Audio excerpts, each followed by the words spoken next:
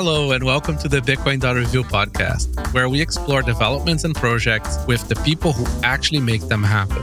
The show is supported by Pod 2.0, SAT Streaming, and CoinKite. If you're a new listener, I'm NVK. I run CoinKite, where we've been helping people secure their Bitcoins for over a decade.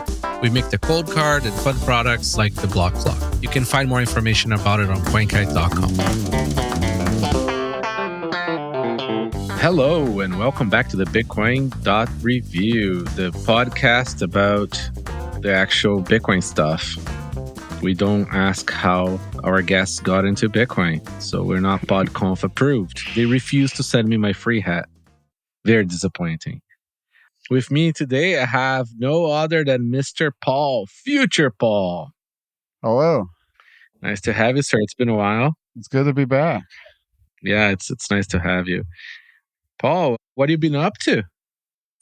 I left the company that used to be called Mutiny, that's now Open Secret. I left at the end of the year, and I got pretty close, but they have proceeded to actually launch this like Maple AI product, which is pretty cool. It's like end-to-end private AI, way more private than Unleashed, way better. And so that was a cool product to be a part of, but I had some kind of solo projects I wanted to pursue. Also working on Harbor, which is the sort of the multi-fediment desktop wallet me and Ben are working on. We have a grant for that from HRF, so I want to get that out the door and then kind of have some experiments. Long term, I want to make my own operating system. I'm just tired of the current paradigms. It is pretty brutal. I mean, I think the best path is to just build the network stack for Temple OS. Oh, yeah. Yeah, for sure. There's nothing like it. If you don't know what Temple OS means, you need to do some homework. Mm-hmm. It is the best thing that was ever created out of the internet. I don't think there's anything better that came out of the internet, which is actually pre-internet, but you get my point. I mean, no joke. I really am really attracted to. We're kind of in this new era. If anybody can just prompt an app, yeah, we're kind of in this era of software as personal expression a little bit. Not everything should be built like that. Yeah, the hardware people don't agree with that paradigm because sure. Hardware people would be happy if there was no software, really. Right. It's like software is an expression. And then the other 90% of all the hard work that goes to make it manage memory under the hood, mm-hmm. It's like, it's forgotten. Like, the embedded people are just sort of like an afterthought, which is great. It means it's working.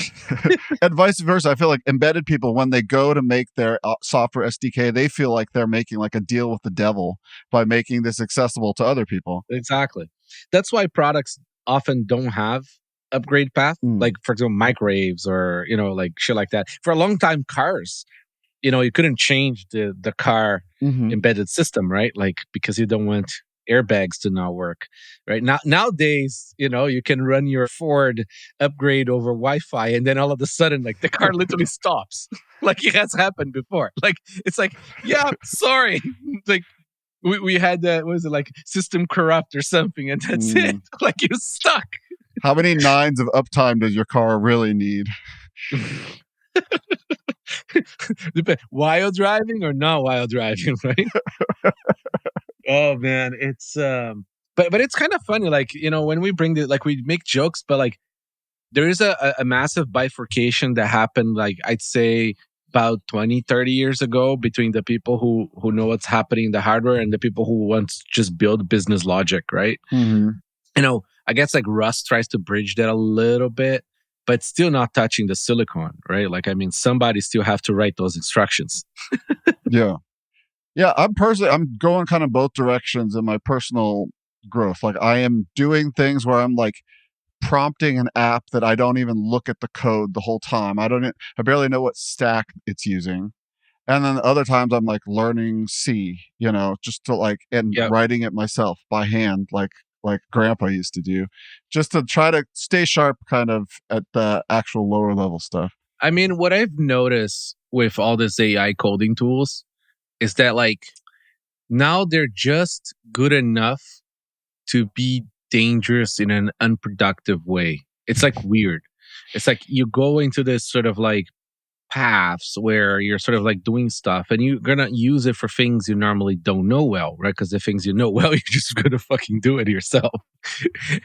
And then you end up in these places where it's like, fuck, it's like it doesn't quite work or works kind of just good enough. It's a weird thing, but we're getting there. And for the people who really know what they're doing, it's kind of helpful because it does like give people like some alternative ways of looking at the problem. But I find that most people just essentially end up writing it themselves. But but again, like when you go look at front end code, for example, like it's already garbage to begin with. Yeah. Like the stack is garbage, so it's not like the AI is going to make it worse. Yeah. It's like the best front end person is already dealing with essentially like building on top of jelly, right? Like Right. it's like fuck it, let the computer do it. I mean, the way I think about it is like look at a painting versus an AI painting. Yeah, like those are very different things. If an AI painting is good enough, then just do the AI painting. Yeah. It's not going to be the same thing that a painting is, but if it's good enough, then it's fine. I mean, half of the front end shit now, it's like, just people build a thing on Figma and then they find some tools that like have an API for everything, right? Like it's like, and it's not even the library, it's not even in the app. It's like you have to call some fucking CDN to then return you some fucking animation kind of thing. It is mind-boggling insane of like how bad each frame of the animation is a different URL. Dude, essentially like you're streaming video to your phone. Like, it's just so bad. It's so bad. The security of it is so bad. But like again, it's like I guess it's like the price we pay so that people can have, like more shit. I don't know. Like, so here's a great example. There is this phone apps that we use a lot, and they're actually paid. There is one to recognize plants. There's another one for mushrooms. There's another one for rocks, right? Especially if you have kids, you understand why you need this tree. Oh, yeah. It's like, what did you put in your mouth? Oh. So, by the way, my 4-year-old put the fruit of the death tree in the mouth. Oh, good. Literally the most poisonous tree in the planet. It spits it out. Just my mouth is burning a little bit. It was totally fine. Like it turns out that most things that the internet tell you are going to kill you in like 2 seconds. You're going to be be fine. It's just don't swallow it. Anyways, so like, how did we find out that this like beautiful little tree, like a tiny little thing that looks like an apple, is not like just some plant? But anyways, you can see in this app, right, that like everything about it, it's like AI based, sort of like UI, AI based data, AI based fucking ads, everything. Like, the app is kind of horrible, but super high value. Right.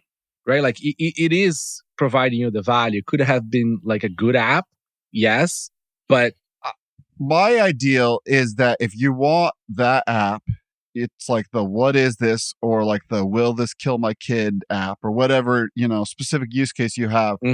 You would just sit down and prompt that. And the way I think about it, it's like it's hard to make the McDonald's system or even to run a single McDonald's franchise, but it's really not that hard to make a burger.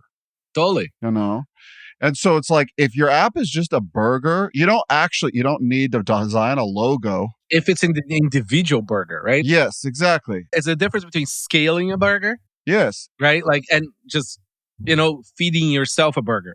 Kind of the gross slop is in the middle where somebody's doing scale, but also doing it all with AI. But if it's just a personal little burger, it can be pretty cool. Because like AI is kind of like still fucking garbage, but at the same time great. It's like it's this weird space right now we're in with it.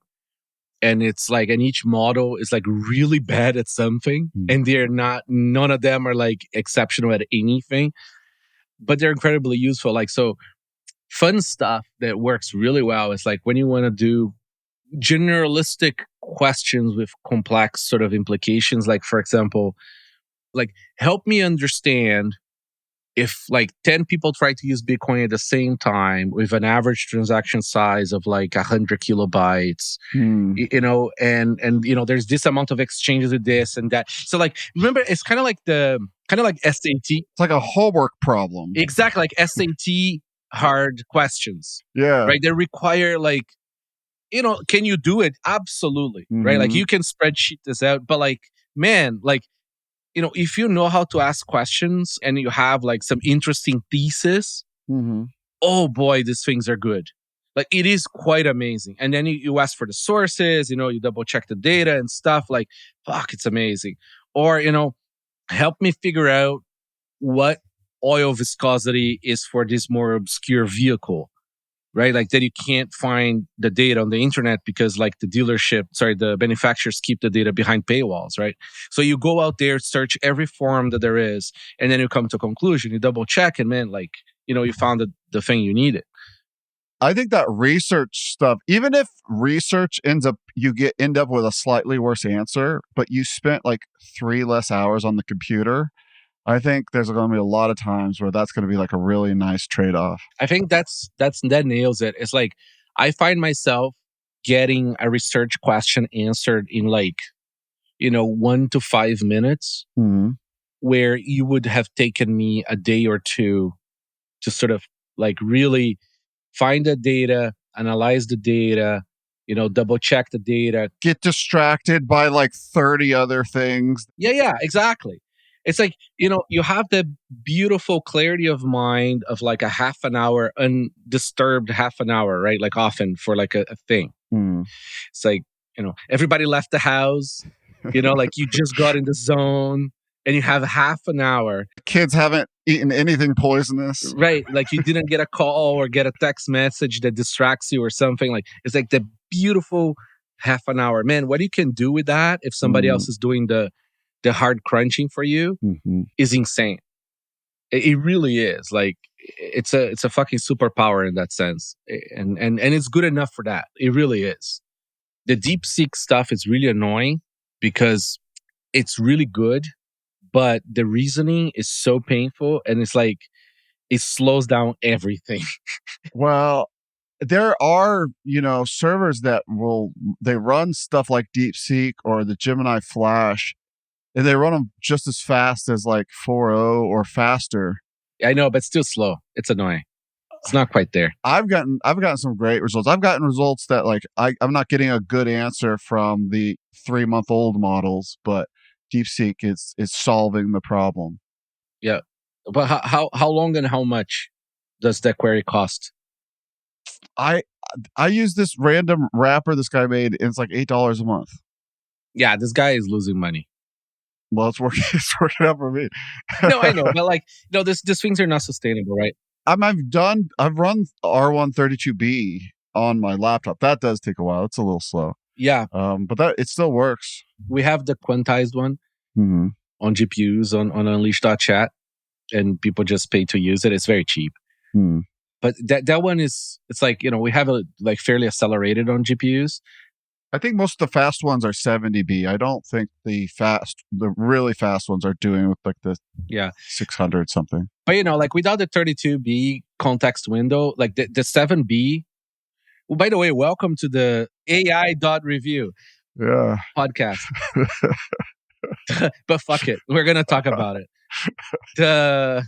What's the name? The 7B is dog shit of the DeepSeek, and the unquantized 32B, it's dog slow. Like it's like, and you need an ungodly amount of RAM. It's not good. Like it's when people talk about, oh, you can run yourself. Yeah, sure. Build yourself a $10,000 to $20,000 computer at home. Sure, you can run yourself. And then the hardware is old in a year, and then you need to buy it again. So like. But I mean, you're literally complaining about something that, like, with these slow responses, they're almost on the quality of, like, you know, what like 01 preview was giving us like 6 months ago. Yeah. The same thing. 01 is really dog slow, and they have all the money in the planet. Yeah, so it's like, I mean, the fact that I could run that on my it's not it's like a $3,000 laptop, but I could run it on my $3,000 laptop and get the quality of answer that I was getting from 01 preview, like if I'm willing to wait. It's pretty cool. Yeah, but the key is, I think I'm okay, like I think with an open secret stack eventually, like it gets interesting. But I think I'm okay with the setup that we have now, where it's like these are like rented GPUs by us, so it's like it's our GPUs kind of thing. Mm-hmm. And the data is on the client side. We built it properly. Like there is some promises, right? But it's private enough to be fast enough, because then this is the part that you can't do local, is that you can have all the other infrastructure that is the fun part, like web search, and you can have Nostr search, and you can have like GitHub sort of integration and all that shit. Do you guys do anything with the DVMs for Unleashed? Yeah. Unleashed is available now as a text summary DVM, but the general purpose DVM will be out this week. So I always think of Nostr is almost Bitcoin adjacent. So if you think about it, yeah, it is Bitcoin adjacent. So if this MCP protocol, I think of Nostr as like a protocol for protocols. Like I'm not like super married to anything in particular. It's like a way of talking to each other about some protocols so that we can have these standardized ways of doing things rather than everything being locked inside like a completely novel, obscure API. And so Jesus just came out with this DVM-CP thing. So it's like bridging between DVMs and MCP servers. And MCP has become like this protocol of protocols for AI stuff. So it's like, because what was happening is we had this one API that was all based on OpenAI's API for how you talk to a chat, basically. But everything else was becoming really fragmented of like, how do you talk to the RAG? How do you talk to the web? How do you, do all this tool use and so all this stuff was becoming really fragmented. So Anthropic came out with this MCP protocol, especially for RAG, but it's getting used for a lot of other stuff. The Block's Goose thing is heavily reliant on MCP. And that's how it uses like all these tools on your computer. It can talk to your other IDEs and stuff.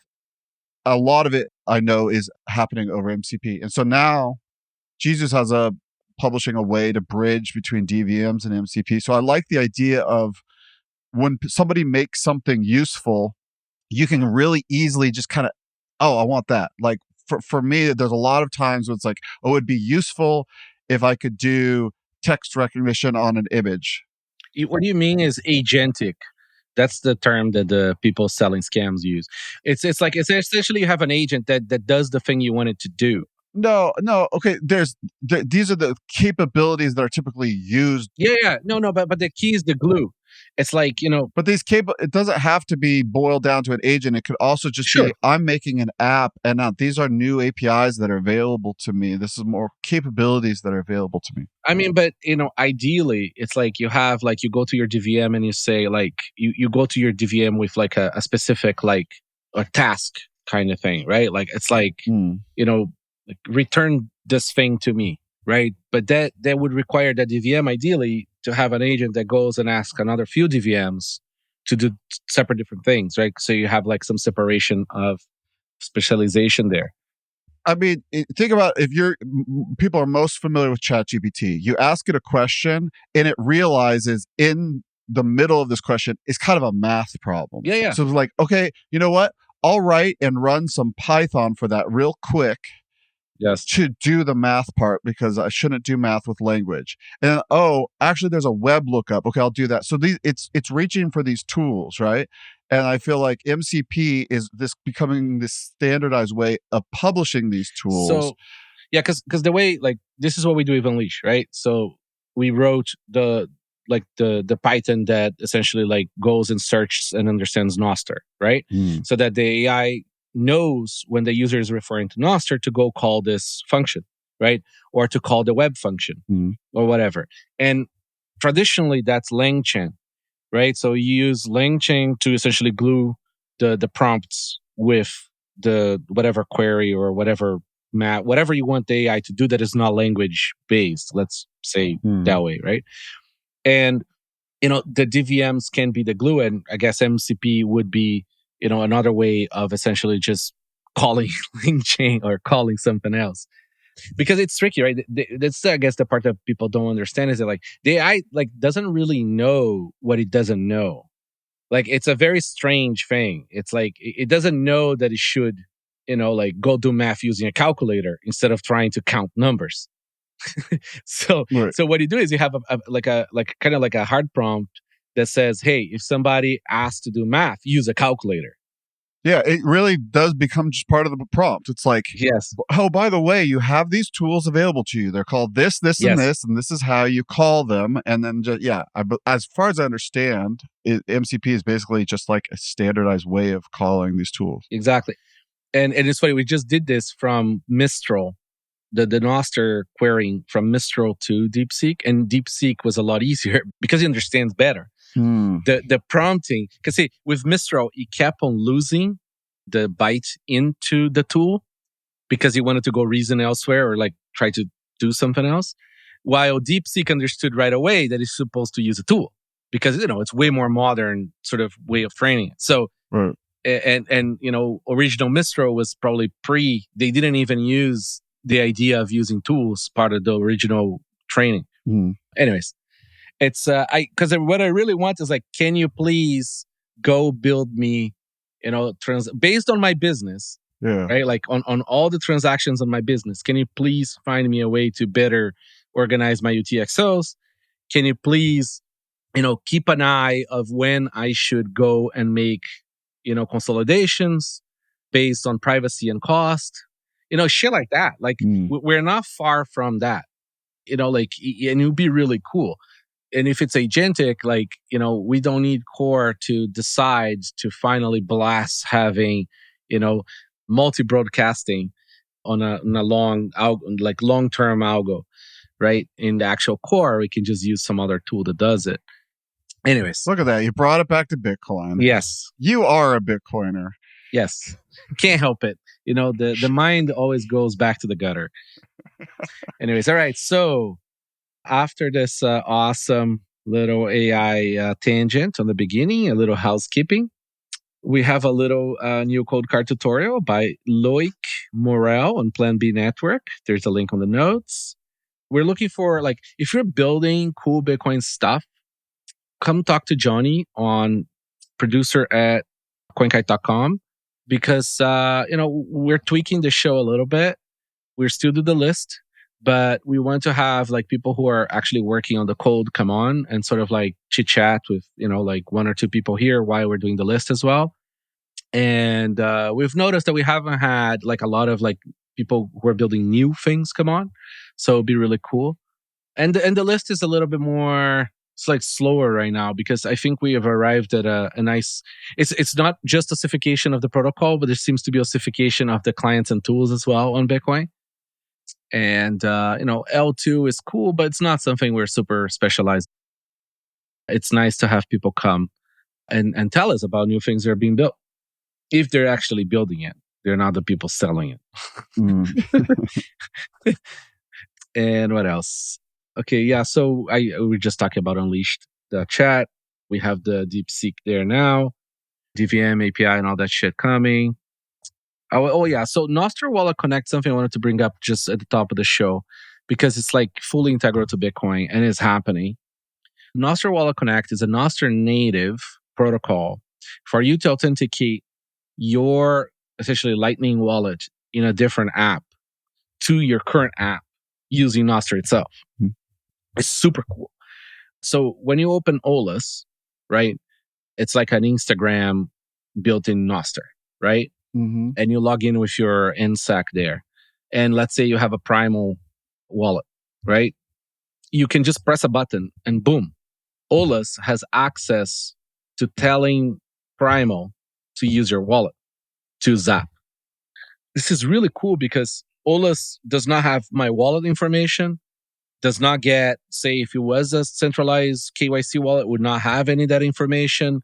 It's like, it adds an incredible layer of privacy against the client, right? And it's one fucking button. It's amazing. Like you press a button and it's like, boom, works. And it's not domain based. Like there's a lot of stuff happening there. It is incredible technology. It's like, if you ever have tried to like integrate, say, for example, your bank account into X to get paid from X, right? Like it's like grape, right? or if you want to be able to use a different Lightning wallet, like to do something, like this revolutionizes all that. It's a one button solution to use a wallet inside something else to do something. Mm-hmm. And you set the maximum pay, like you can set some security things too. Like, for example, you tell your originating wallet, like, I do not approve this thing to use more than, say, transactions of 10 sats. You know, you're going to be able to use this for subscriptions, all kinds of shit. It's quite amazing. So yeah, pretty excited about that. Yeah, we were super stoked on Nostr Wallet Connect with Mutiny. We did a lot of stuff. We also did Zapple Pay to, like, connect stuff with Nostr clients. Because remember, so Damus got, couldn't be in the App Store because of Zaps, because they, are moving money around. Yeah. But so we did Zapple Pay so that it would use Nostr Wallet Connect to connect to Zapple Pay, but then it would automatically go out based on your likes. So you could kind of set up Zapple Pay. Anyways, all that to say, it's like, it's so nice to be in control of these things. And I also, the normie equivalent of like Plaid, so terrifying. It's just so, how deeply tying into everything. The thing that I find amazing is this. Like, the normies are not going to come because of the freedom, because of the privacy, none of this shit. They really don't think about it, don't give a fuck, right? Mm-hmm. It's like, can we create new technology that gives them freedom and privacy, but are better user experiences than what they have now? Yeah. Right? That is how we win. Convincing people is not going to work. And we definitely have the technology to, for instance, if somebody is typing in a credit card number, right? We have technology that's better UX than that. Or somebody's typing in a bank account routing number.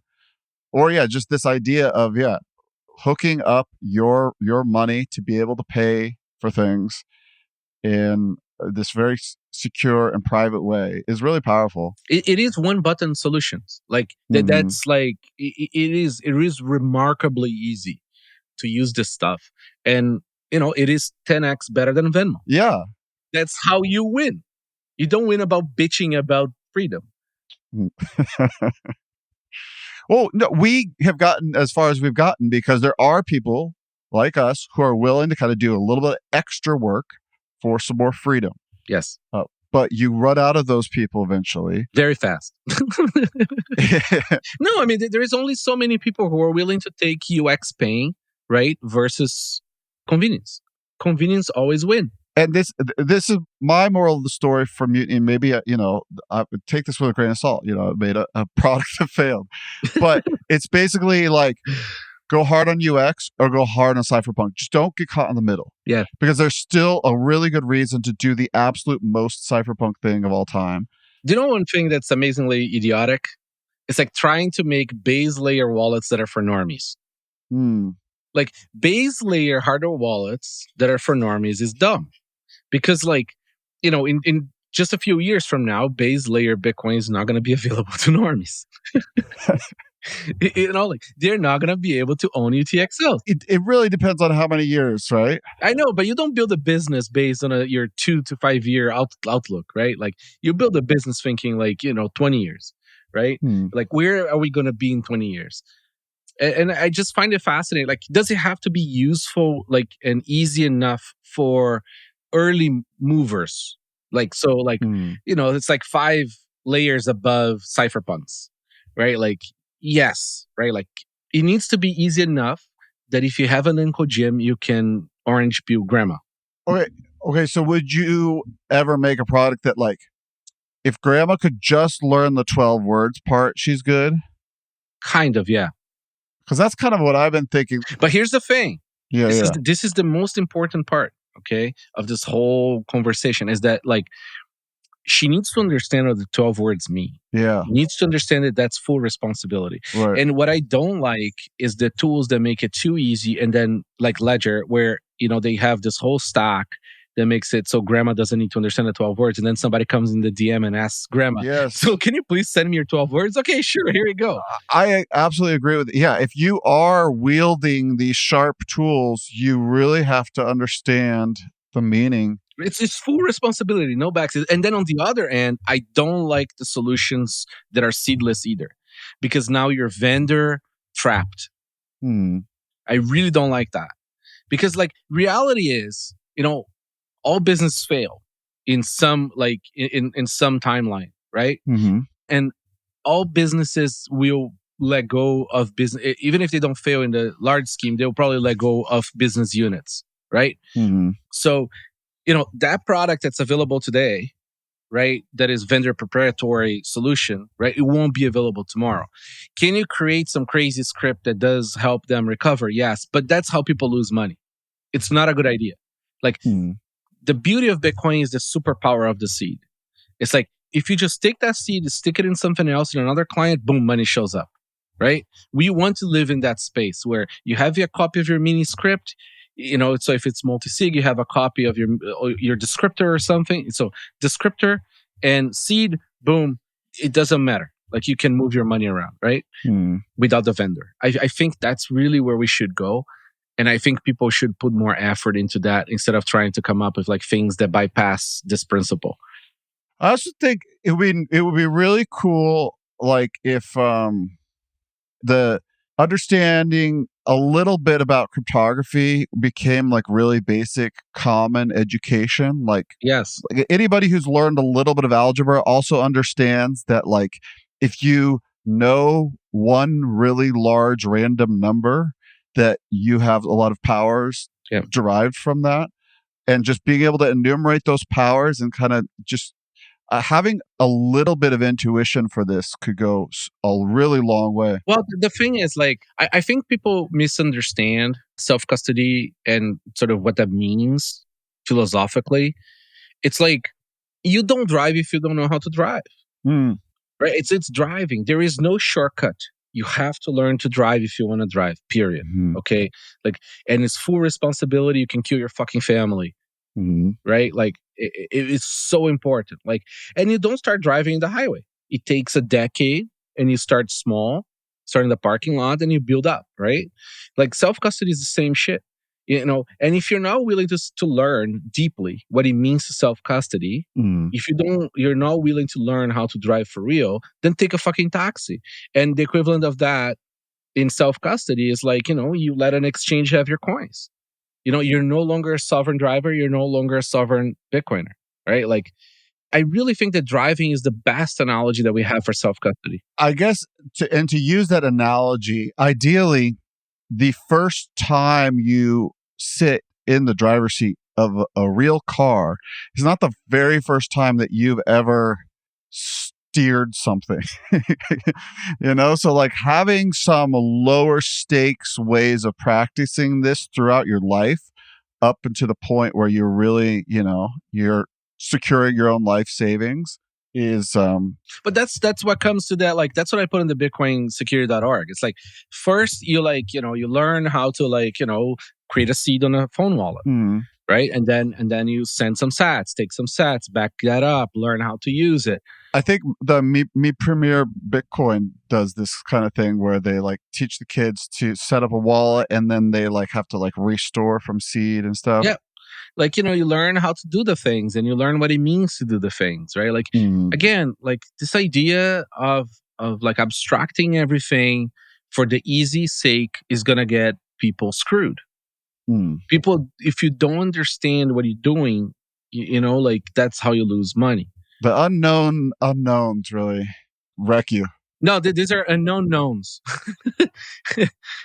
It's like we know, they don't. Oh, I don't know, for them. Yeah. From their perspective, if they're unknown unknowns, they're really in trouble. So, like, that's how you do the DM to your grandma, or, you lose your privacy using tools that, have like 2 company servers, or, a company app and a company server that co-sign with you. You don't even know how that key was created, right? Like, there is so much in there.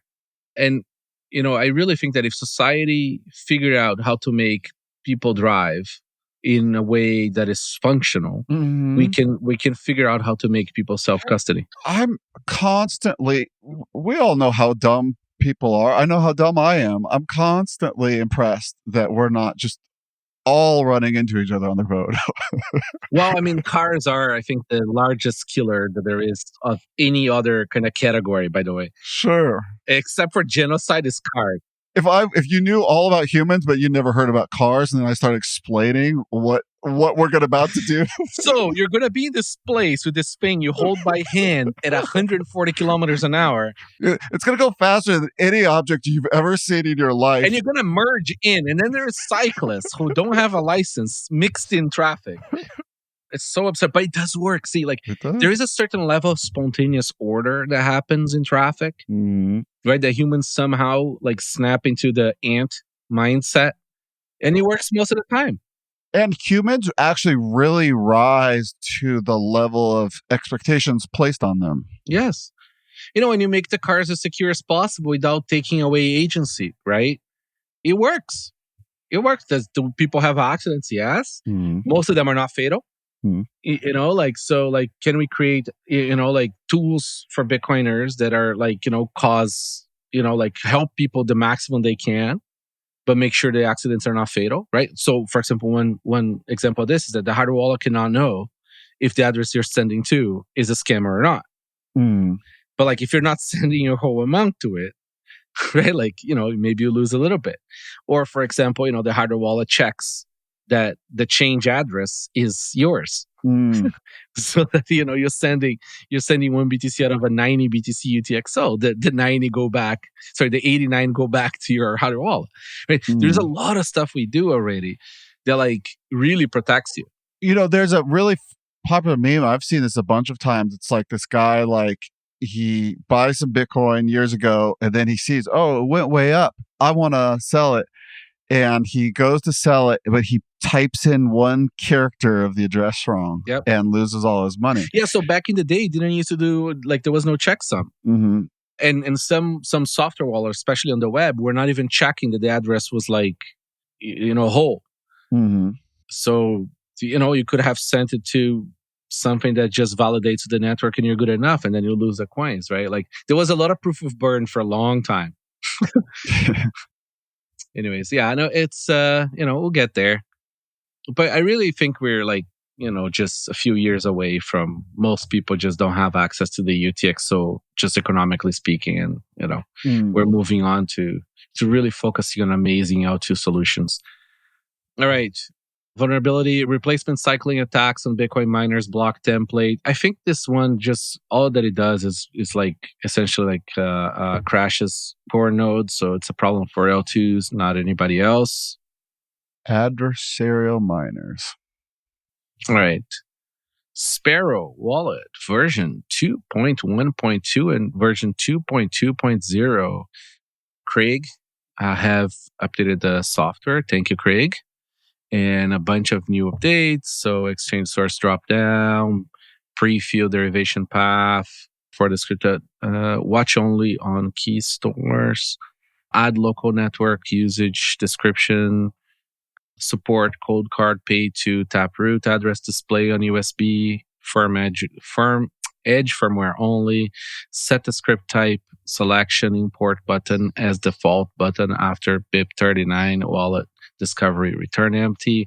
See, somebody was asking, why doesn't Coldcard make edge merge edge into master, or doesn't whatever? We're ready for miniscript. Look at this, the most used desktop wallet for Bitcoin just added support for pay to Taproot address display over USB.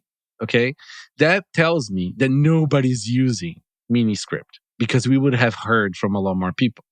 Right. So and I genuinely think that miniscript is unless you're using very specific use cases with head holding, Anchor Watch or something like that, it's just not quite there. I mean, we need more testing. We need more people using on edge firmware and make sure that, we iron out any bugs. Goal number one of a hardware wallet is don't lose the money.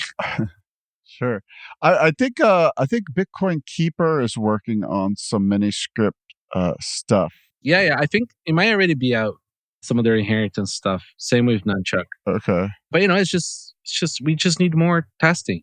Oh yeah, this inheritance key after time lock. Exactly. I do think that's a really cool.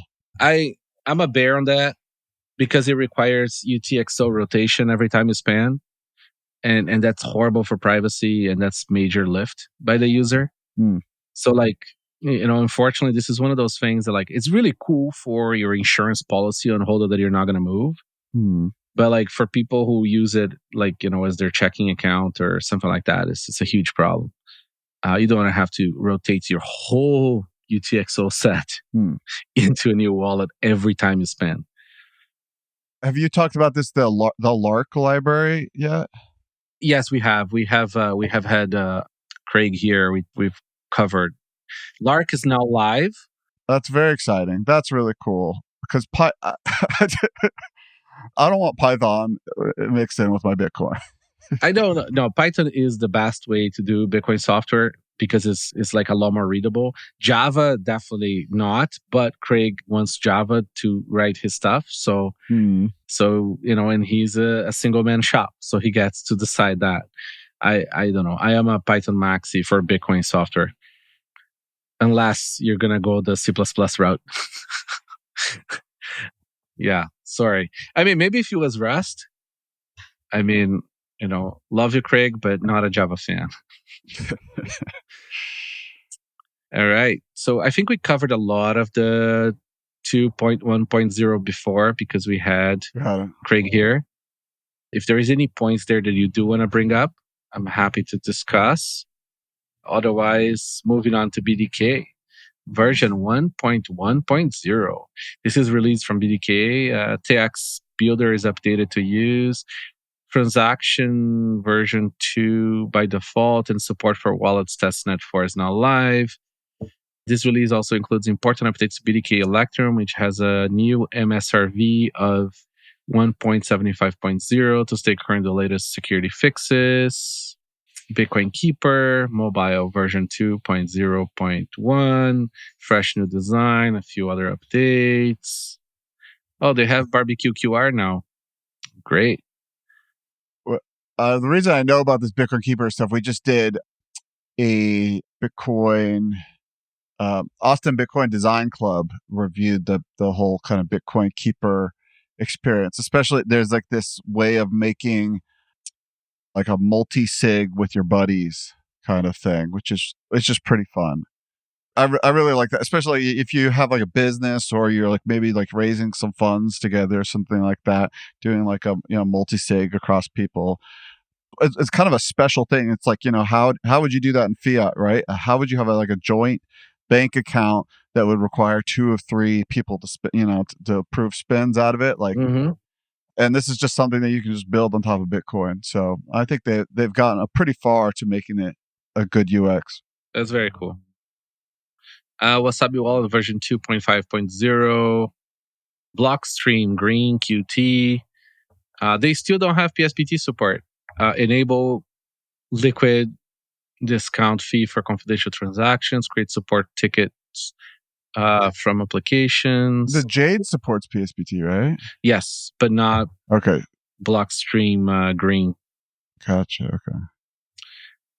Electrs version 0.10.9 allow current DB background operations for SSDs. Update Bitcoin slices to 0.10.0. So Electrs is, I guess, one of the most used now indexers for block data. Like if you're talking to the Mempal API, you're probably talking to Electrs, right? Yes. No, but when you're doing your own projects too, I think essentially like that's Electrs became the default to replace Electrum X, or I don't know what's the state of Fulcrum. I haven't seen an update in a while. Umbrel version 1.4.0-beta.1. Beta introduces files. A new file manager turns your Umbrel into full-blown home cloud. Okay, so Umbrel is pretty cool. If you're going to use Umbrel for Bitcoin, I have 2 Umbrels. One for the Bitcoin-only stuff. Very simple, very narrow use of it. And then you can have another Umbrel for all the cloud shit. Like, don't mix the two. Because all the cloud stack is going to have holes. I'm going to add a lot of holes to your Umbrel.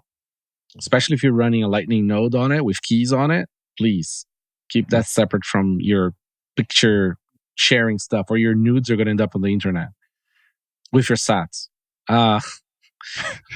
Bisq version 1.9.19 produce exclusive low R signatures from wallet keys. Transfer send bank. Okay, so a bunch of updates. Bisq 2 v2.1.5. Please do not install and wait until the new version is available. So some showstopper problem. Zaprite version 2025-02-03. They added BTC Pay integration. I know Tony used Zaprite to add Bitcoin to Maple. Okay.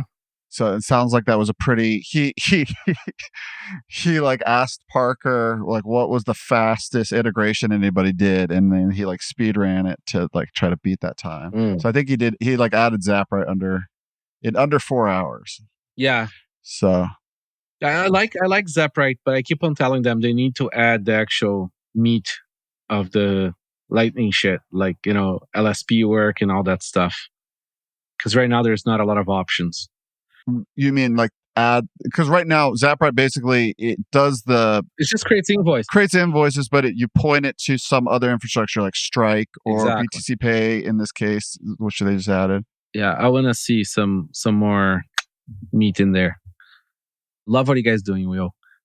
Mempal version 1.5.1. Disable APK dependency metadata version 1.5.0. Mempal. Bitcoin Safe version 1.0.6. They added Bitbox, Jade, bug fix, stricter tests, clean wallet shutdowns. Version 1.0.3 add Tor support through proxy. Tor, I've been doing a lot with Tor because of for Harbor, and it's pretty cool. So Fedimint has built-in Tor support, so we can use that. But then we also need to do like some HTTP requests. Yep. So we have pulled in the same Rust library that Fedimint's using, and it's I feel like it's getting to a pretty cool place. Like if you're a client, you can, and you're building in Rust, you can import a library and you get Tor. Because I've had so many experiences in the past where it's like, how are you managing the key for Tor? I don't know. It's just magic. I'm the grandma in this case. I don't know. I'm just a front end guy. I'm just making it work. I know that it does like isolated clients per request, which is cool. We had this problem way back then with servers and stuff. And what we did is the Coldcard HSM mode has a lock box for you to store Tor keys at rest. Wow. So that, you know. Why do you need to keep a Tor key at rest? My understanding, wouldn't it be ephemeral? No.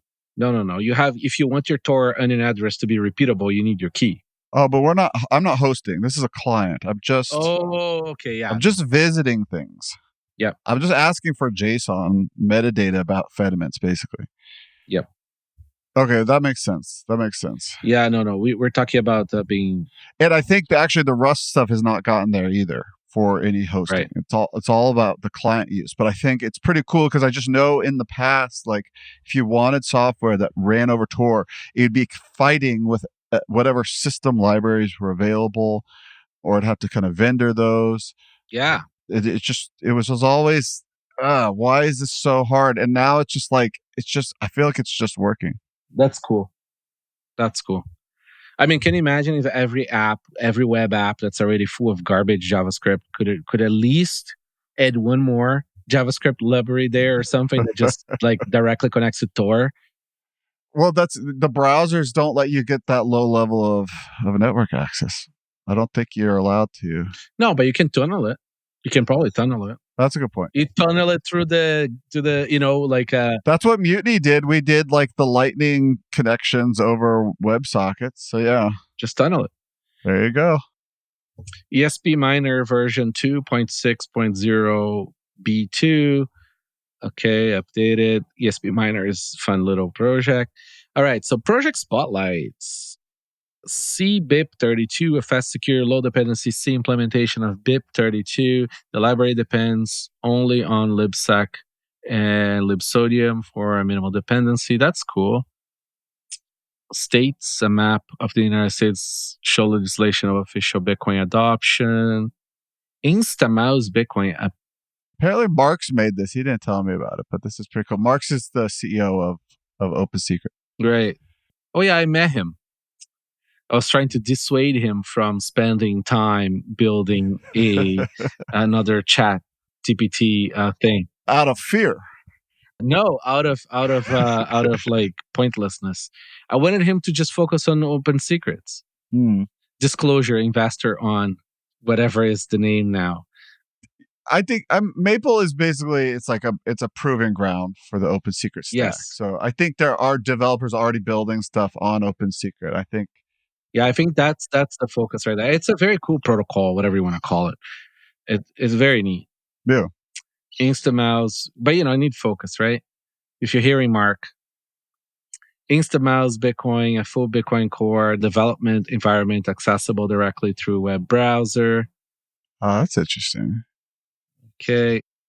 Iris Wallet desktop, RGB on Lightning from a simple interface. Iris Wallet. Is Iris Wallet related to the Iris client by Martini? I've never heard of it. I have no idea. Something to do with RGB. I know it's not related. Explorer.timechainindex and address and transaction explorer by timechainindex powered by Mempal.space API. txTree to explore UTXO connections. HurriCash, a multi-sig tool for collaborative Bitcoin transactions. So this is interesting. I'm going to take a look later. Super testnet. Okay. Closing. Wow, get wrecked. No, I love his dives into new ideas, but like it's never like production sort of interest. Typically proof of concepts. Yeah, exactly. Typically written in JavaScript. The Bitcoin Trail, a community-driven Bitcoin theme game in development. It's like Oregon Trail, but Bitcoin. Yeah, something like that. It's a game. Bitcoin Laws, a dedicated platform for monitoring legislative measures related to Bitcoin digital assets across various jurisdictions. CoinMarketCrap, a website that provides Bitcoin Laws. You know how every time on a financial podcast where it's like, I think you should buy this stock. Mm-hmm. And then they'll say, this is not financial advice. Like they're like, caveat, this is not financial. Yeah. And I was like, everybody does it. Yeah. Everybody feels like they must do it. What is the law that requires? As I like tried to search for, it probably doesn't exist. This was before Perplexity. Maybe Perplexity could help me find it, but yeah, we should see if we can find it during the recording. Sure. Well, I've got the reasoning turned on. What is the law that requires people on podcasts to say this is not financial advice?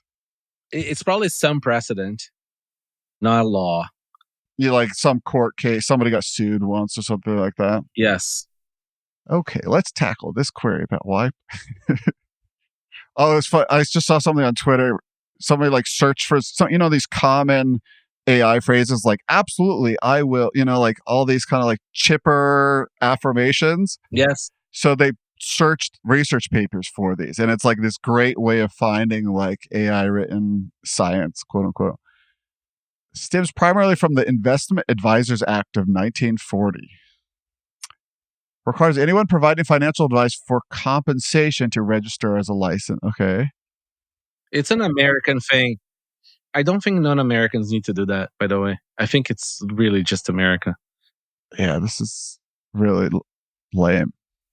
Oh, but here's the interesting thing. I think it's only related to if you're an insider, which means I think you have more than 9% or some shit like that of some asset. If you're a part of founder or something, like if you have any control or any sort of like, so for example, for a commodity, I think is not a big deal. That's why people say like for Bitcoin, this is financial advice. There is some caveats in that shit. I really don't care because I don't give financial advice. Have fun staying poor. This is financial advice. Everything I've said today is financial advice. Right, exactly. All right. CoinMarketCrap, we talked about it. Vulnerability disclosures. Researchers uncovered 2 security flaws, flop and slap, in Apple's A and M series chips, enabling attackers to steal sensitive data through speculative execution attacks. Okay.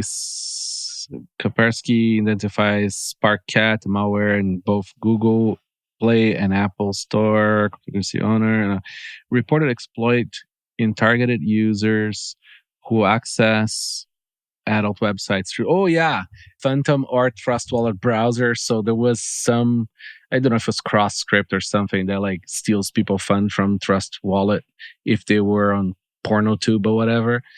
Dude, seriously, man, like come on, just like use a harder wallet. Wait, Trust Wallet has a browser? Or no, this is a browser extension, right? I don't know. It could have been I'm not seeing their browser, but they do have a browser extension. It doesn't say. Trust Wallet is like really, really popular. Yes, and they clearly are exploited. Literally every show that we record, there is a Trust Wallet. This is, I'll be honest, the browser extension stuff is my least favorite part of Nostr. No, but you don't have to anymore. It has to die. You don't have to. Like, but it's like the default. Like if someone's built, even me, like it's the easiest way to build a new Nostr experiment is to like expect an extension. Yeah, no, it's pretty brutal. But that's because people need to stop being gay and developing native software. Stop using the fucking browser. I'm down. Seriously. Yeah, typical OS 2.0 is not running in a browser. No, man, seriously. Like, can we move on to just having like a nice little client that is its own app? You know, like you remember those old days of like you download like 50 apps and each one does an awesome little thing? It would come on a CD. Yeah. Glued to the magazine. That's right. Like one of those mini CDs that would not go in a laptop. Yeah, and it'd have like 15 different sharewares on it. That's right. Lazarus Group deploys Electrum-based malware to steal cryptocurrency data. Coinbase loses millions to social engineering scams amid security failures. Remember when Peter Todd double spent Coinbase officially? They were already losing money to a bunch of people double spending. 65 million between December 24 and January 25? Yeah. What? It's a rounding error for them nowadays. What? Singapore-based cryptocurrency exchange Vimex suffers 85 million hack, halts withdrawals. Nice. Are these things getting worse, or is Johnny just better at finding all the links? No, it's like relative speaking, like when you look at the numbers, it's like getting a lot smaller. Okay. It's like 60 mil worth of like crypto nowadays is like nothing, right? Back in the day, it used to be like everything an exchange had. Right. There's probably like a meme coin called Future Paul that's worth 85. That was worth 1 billion when like they only got 65 million out of the 1 billion of the meme coin. The guys launched Maple AI, and then like 24 hours later, it's like somebody has spun up like a meme. Like, not saying like, yeah, you know, I'm sure we did a great job, but like it's a pretty obscure startup to launch a meme coin based on. Yep. Peer-to-peer platform, no one suffers 8 million. Wow. Solana bridge vulnerability. Jesus. Listen, it's endless. Use a harder wallet. I do want more. I really want all the shitcoins to start using Lightning all the time. So I want more bridges. Yeah. All right. So there is a lot of $5 wrench attacks. There was a Russian guy who got who got taken, I think, ambushed in Bali. Criminal getting jailed for kidnapping, extorting cryptocurrency from victim. Another one here. It's just like endless. And we're going to see a lot more of that. Wait, you skipped the DeepSeek? Which one? DeepSeek exposes over 1 million plain text chat records. Nice.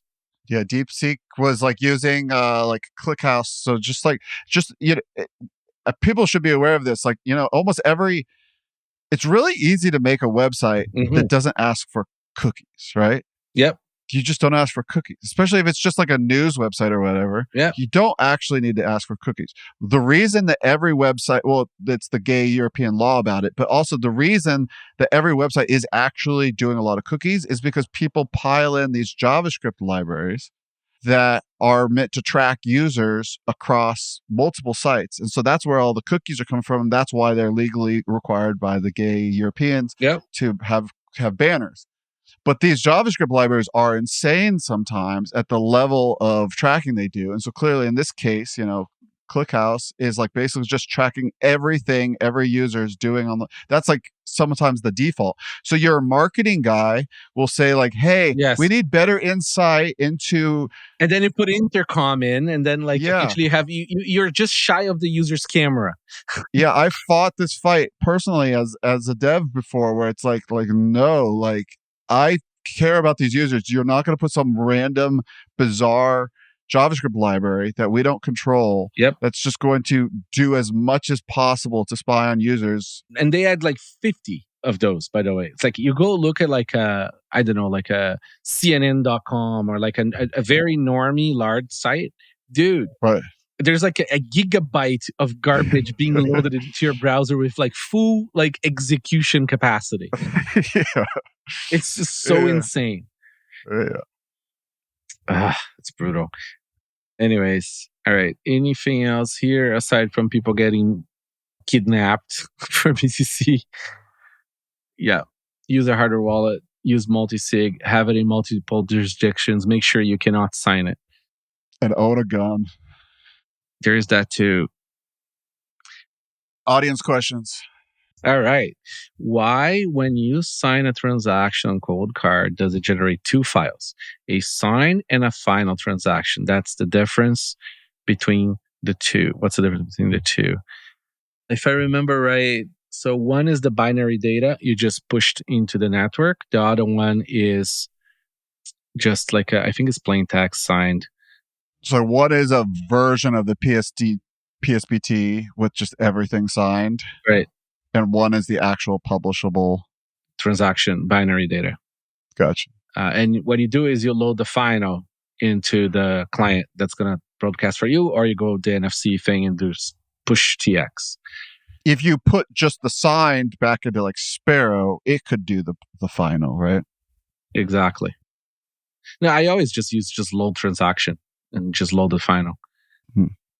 P1, what's the maximum number of outputs can be for a Bitcoin transaction? I don't know. I think it might be 1,000 or something like that. I can't remember if there's a hard limit. I think we've tried with 1,000 and signed. The network would take it.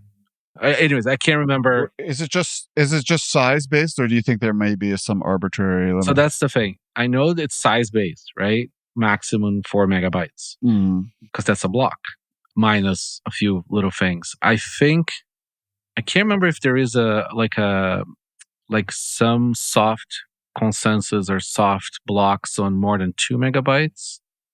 And also, I can't remember if there is some soft consensus on the amount of UTXOs. We should ask. I asked Perplexity. Perplexity says SegWit is up to 32,256 outputs in a single transaction. It's just size. But that would be a single input. But the largest real world example is 13,107 outputs. Yep. Which was 400 kilobytes. And then remember, if you're doing multi-sig compounds, so the transaction size itself is exponentially bigger. So if you have multiple signers in traditional P2SH, it's going to be exponentially larger depending on the amount of signers you have. Apparently default config is to reject transactions over 100 kilobytes. That's it? No. Yeah, where did that come from? No. Can't be because everybody I think the average transaction is maybe 200 kilobytes. See, we got to be careful. We're going to get some hallucinations in here. All right. Is there any way to estimate what the size that a transaction will be depending on its number of outputs? For example, one input, 3 outputs, 33% bigger than. There might be some calculation curve out there. I'm not sure it will be super accurate because you also have to calculate the fee. I don't know. Not something I spent some cycles on. It requires a little research. does using a passphrase offer any protection against a malicious hardware wallet, or is it the same level of risk as generating regular? It does, because the hardware wallet does not know your passphrase. It's tricky. So if your hardware wallet has a way to leak that passphrase on runtime, say like a radio or Bluetooth or whatever, theoretically it could be leaking that passphrase once you type it in to some other person watching, right? If the device is fully disconnected, it's a much lower chance of leaking that. There is a chance the hardware wallet's storing the passphrase without telling you to leak it to somebody else later, but you can verify that if the source is available and is reproducible. So yeah, I mean, like, the assurances, even with devices that could not be ideal, is substantially better than not having a passphrase. So if you're going to use single sig, do use a passphrase. I was talking to Perplexity about the last question. Okay. And it calls out Jameson Lopp's Bitcoin transaction size calculator. So I feel like there you go. These kind of questions, you can really have a lot of fun with. Jameson Lopp's gotcha. There you go. Even better if we can lang chain his script so that the AI can calculate for you. There you go. The NVK will release a DVM shortly that will do this. Oh, by the way, that if you want to do AI shit, it's all Python. So there is no escaping Python. Yes, there is. It has exited escape velocity. No, it must fall. Bitcoin Optech also has the transaction size calculator. This looks cool. It's got some really good explanations in here. There you go. Okay, so software releases and projectability. Maple AI by Open Circuits end-to-end encryption. We already talked about Maple. Yeah, try Maple.ai. It's cool. SimpleX version 6.3.0-beta.2 released. Do you use SimpleX at all? I used to use it. I tried, but it was not quite there yet. I need a multi-client sync. Yeah, it was really bad like about a year ago. So I'm really curious if it's when is it worth trying again? Yeah, I think the main issue is that like I needed multi-client proper sync. And I don't think that was working yet. So I have to eventually try it. It's hard, man, because Signal became substantially better and it doesn't dox your phone number anymore, right? The big thing with Signals is like you can have it on your phone and on your computer, but I don't think you can have it on like a second phone very easily. Yeah, I know. They used to have it. The problem is these guys keep on like indexing for idiocity and wokeness instead of like doing it right kind of thing. It's really annoying. Okay. It's like, for example, the phone number thing, like it took them like 3 years to allow us to do it, even though it was totally possible before. It's really annoying. It's still really hard to find your like, it's really hard to make intros to people on Signal. Basically, the easiest way is to just start a chat with all three people. It's not because of the ratchet thing. It's like they could just create a make intro like button. There you go. And you put like two people and you do like, like some hard type protocol thing that's like super easy, right? Like, and it just does the thing. Like make intro. You type your message to both get the message, and then it asks if you want to start a chat with the person that, opposite person of that intro, right? Yeah. So simple. So I'm just saying there's room for disruption still. Signal is not yet perfect. Lots. Wait until you see the Jeff G is working on an MLS based private groups and private messaging with Nostr. It's really amazing. So MLS is the modern ratcheting system that Signal uses. Mm-hmm.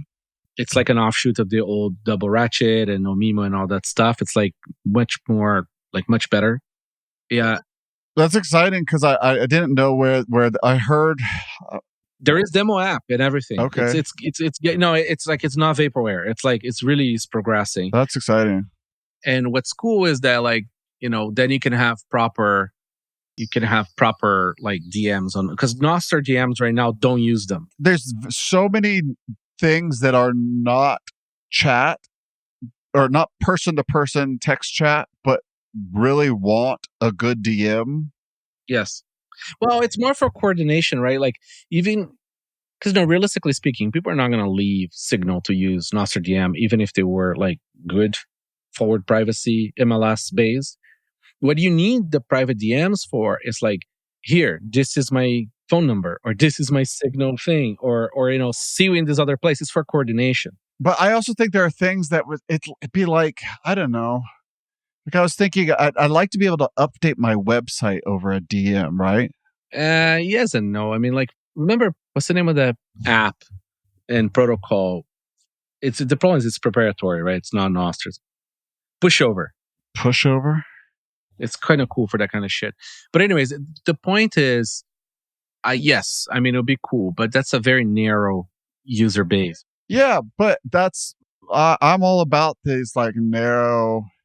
People are not going to use for that. Like I'm thinking more like, for example, replacing push notifications, right? Like imagine replacing PubNub, okay, with encrypted private DMs on Nostr, right? You could totally do that, and then you don't need PubNub anymore. It costs a fortune and is not accessible to most people. There's a lot of things that the well-designed DM, I think, improve. Yeah, it's like it's a notification system in a way, right? Like a private notification system. I mean, I think how many people use like Telegram bots to like get notified if they're like something goes down or whatever. Yeah, we need to replace Telegram with private groups. There you go. All right, I'll dig into that. Do you know what that's called, by the way? The Jeff's? No, I'll connect you with Jeff G, and then you can talk to the source and talk to him. Like, he can always use more feedback and more people. Yeah, I'd love to get involved. All right. Tails OS version 6.12. I think they removed Electrum, which is very sad. Okay. We do need... So Tails is like a great way for people that fucked up some seed shit or like need to recover funds from some other hardware and like can't go into new hardware because it's a non-standard seed or whatever. So, for example, if you use a seedless setup and you need to recover from a script, people have to use a computer to do that, right? And that's a huge problem because they're going to probably lose their money because their computer is full of viruses. So people would use Tails, which in a pinch does the trick.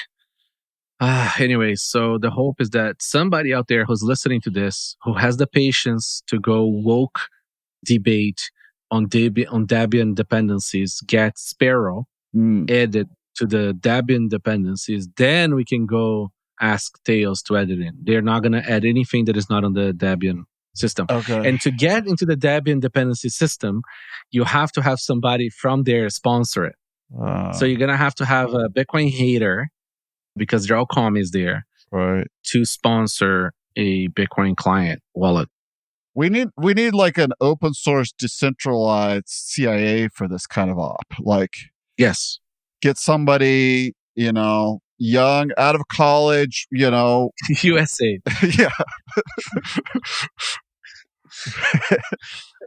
And they're like, they go, they put a furry profile picture. They're on Blue Sky. That's right. Full native sleeper agent. And that's right. He is essentially the main woke person inside Debian. No, they are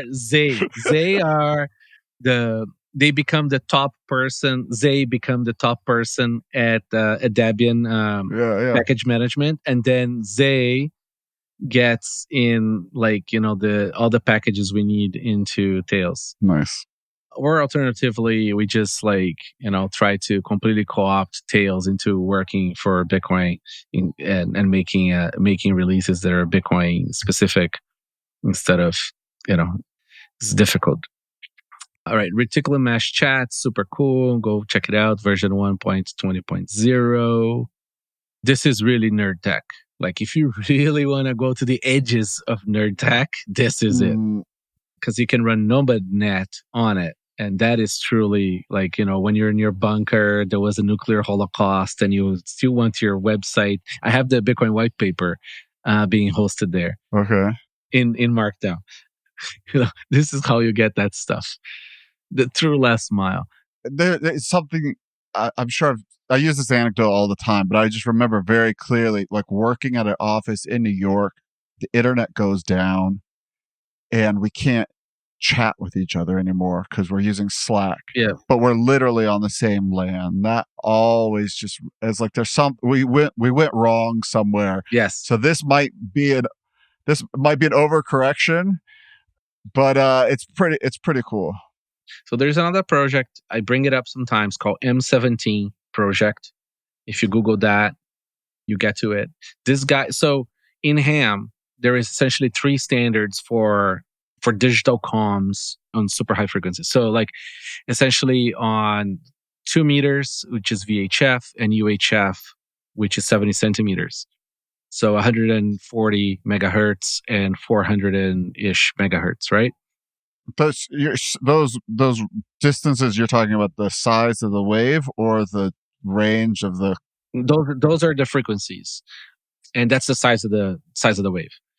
Well, not the range of communications would be... Oh no, so range of communication of VHF is far, like think boats. Boats use VHF. No. Okay, and local TV used to use VHF and then turn on to UHF. Mm-hmm. Okay, so it goes pretty far. It works best in line of sight, polarized. Now, what's cool about this, this comms normally use repeaters, so you can really extend a lot, especially if you have a tall place to put a repeater in. Super cool tech. That's how you build cities, and farmland also works. And there's still high enough bandwidth compared to HF, which is the stuff from CB down.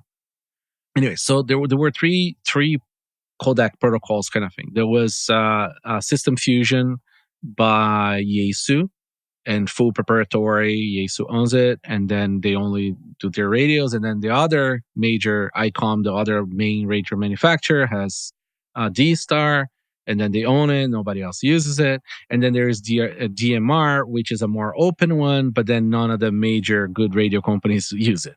So it's like it's fully broken apart. The hams end up buying one of each, and it's a mess. And they don't do encryption because hams are not supposed to use encryption unless the cipher is public. So, and half the hams, 70% of the hams are all bootleakers anyway, so it's hopeless. Comes M17. They created a really good protocol for voice and stream data, right? So you can do text or whatever. And fully open. These guys are like real FOSS, sort of like warriors kind of thing. And if it supports AES and supports ECDSA. So if you want to use the Bitcoin curve, you could. And, like on stream mode, I think it's 3600 kbps. No, BPS. It's low bandwidth, right? But for texting and for basic Bitcoin data, it's amazing. You can do block headers over distance, encrypted, or just sign. You can do encrypted messaging between each other. So like, the states and the spooks will never let us have encrypted comms, right? That's why like they allow us to have Signal now, because now they can just read your phone remotely anyway, so they don't care. It's like you can have your encryption now that we can see your phone. So anyway, so this is a very cool project. They managed to convince some Chinese manufacturers to include the codec in the chipset of the little radios. I'm reading it right now. It looks like a really active project. This looks really cool. It's super active. Like all the hams in the UK are using it because in the UK they kind of don't give a fuck about the encryption part. In the US it's trickier because the FCC will fine you. But if the encryption is the cipher is public, it's okay. What does public mean? Well, maybe you put a post-it on a light post outside your house. I don't know. Anyways, super cool stuff. I think this is slowly taking off, because the Chinese hardware for VHF, UHF radios is really good now. Okay. Like really good. It's like better than the mid to low end stuff you used to have from major manufacturers in the US. Still not as good as a Yaesu or ICOM radio, but now it's splitting hairs, right? So, and all the Chinese manufacturers embracing all the open protocols because they don't have to license shit from the Japanese and American companies.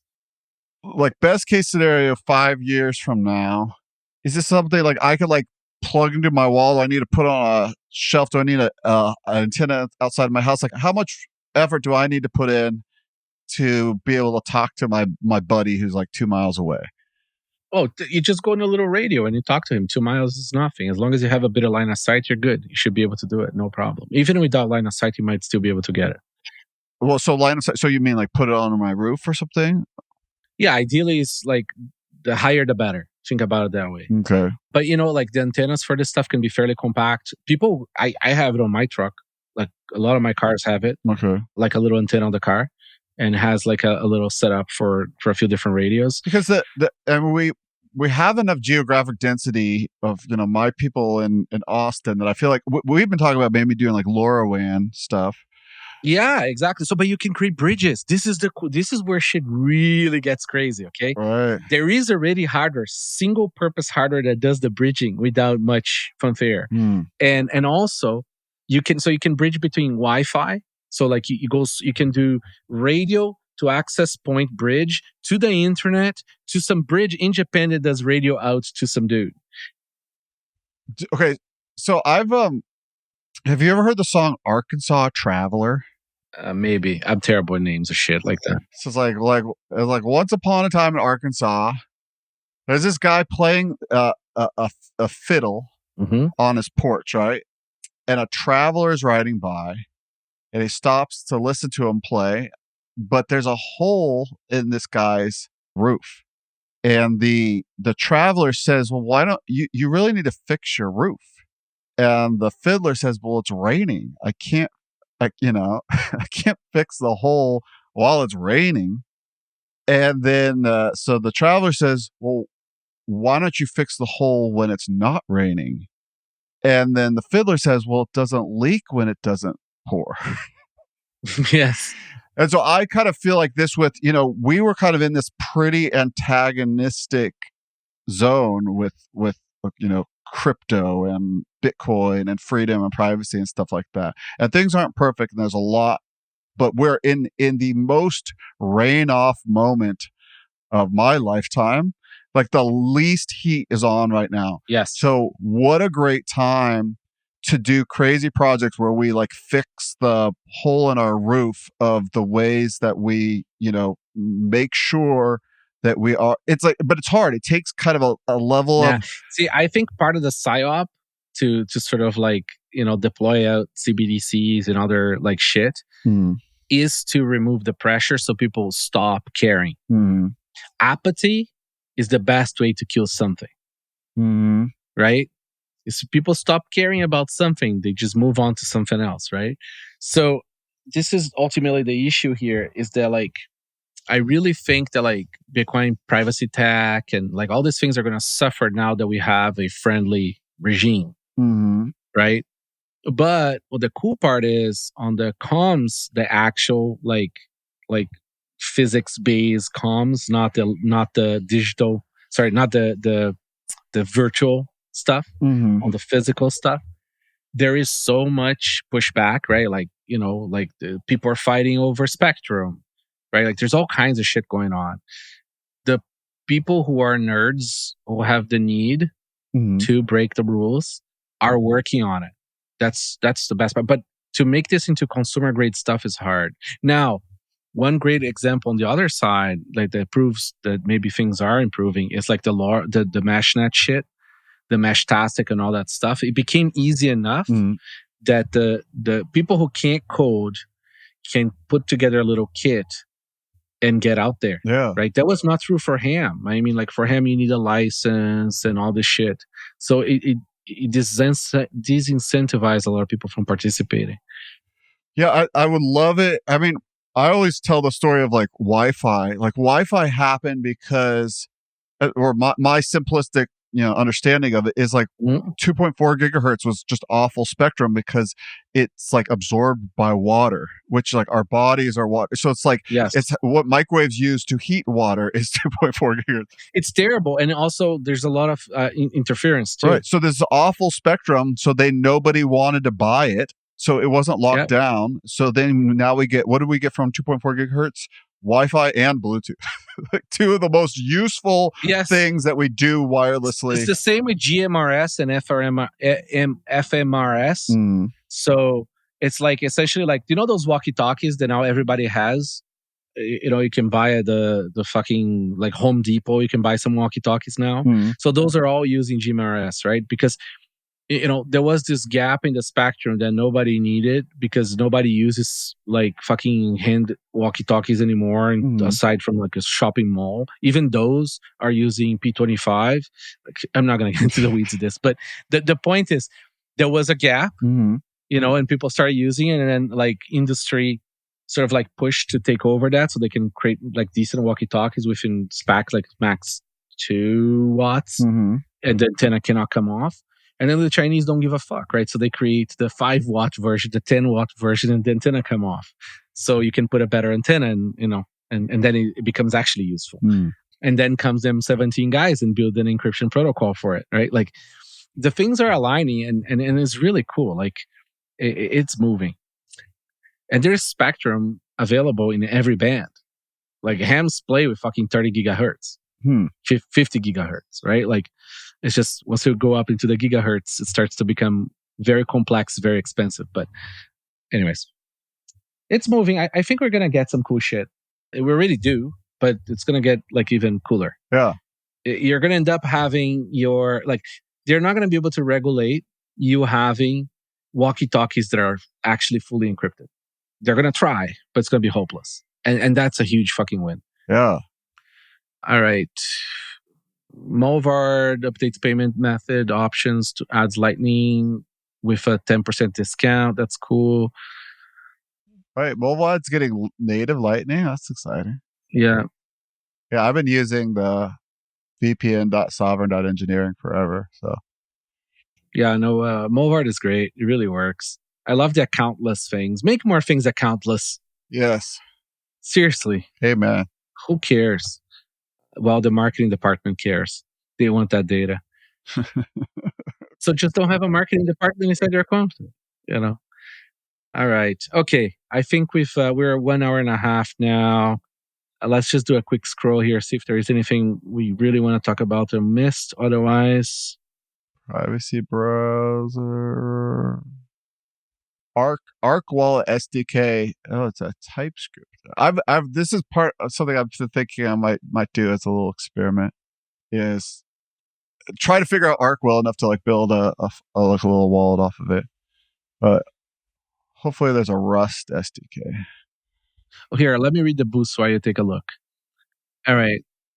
Second best Bitcoin show. That's funny. What's the first one? Anonymous.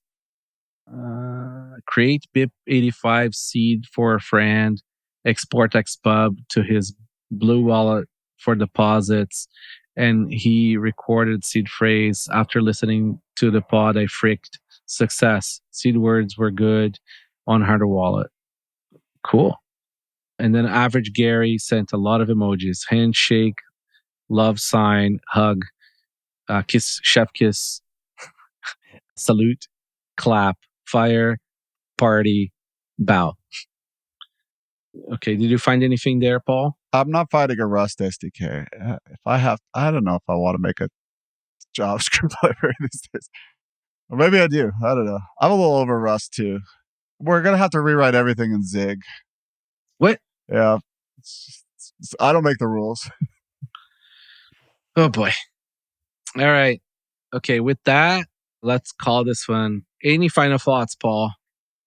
Check out Try Maple and check out Open Secret. I think that's actually really useful if you are building a product that's a consumer facing with Bitcoin. And basically, you want to build with the private key type stuff that you know and love, but you don't expect your users to be ready for that.